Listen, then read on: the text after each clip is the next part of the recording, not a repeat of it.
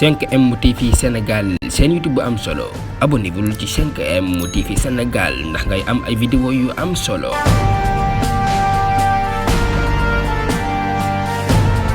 lépp loo xam ne lu am solo la rek ci doomu aadama dañu koy dugal ci seen YouTube bii di 5M TV Sénégal. kon bul fàtte nga abonnez-vous activer cloche notification bi mooy tax ngay jot suñu vidéo saa su nekk.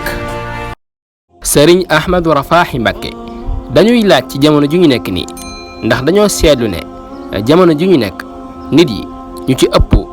duñu def jàmm duñu wax jàmm chaque jour luy yee fitna rek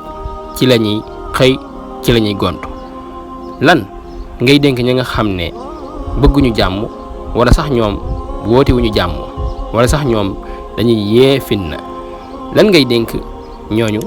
jàmm li koy maye lu mu doon rek jar na ko waaye lu koy xañe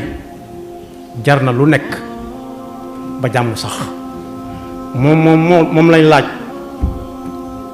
adduna lu ci gën mu ne jàmm ñu ne ko àllaaxira mu ne jàmm daan ne adduna ak àllaaxira gisuma fi lu gën jàmm lépp lu na dox ci digganteeg jàmm bàyyi ko sa dem dox ci jàmm te kat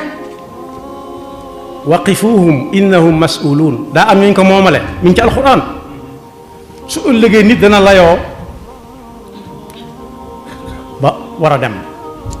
ci yërmande suñu borom njabootam nga ne yàlla kee bu demee aljana danañu jaaxal bàyyi nu fii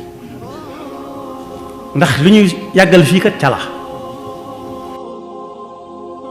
te nga aimé vidéo bi partage ko ak sa xarit yi. bu fekkee nag yaa ngi soog a seetaan suñuy vidéo xamal ni kat ci chaîne bi vidéo am solo rek la ñuy def kon abonné wul gaaw activé cloche bi comme ça vidéo bu ñu dugal rek da nga am ci sa YouTube directement.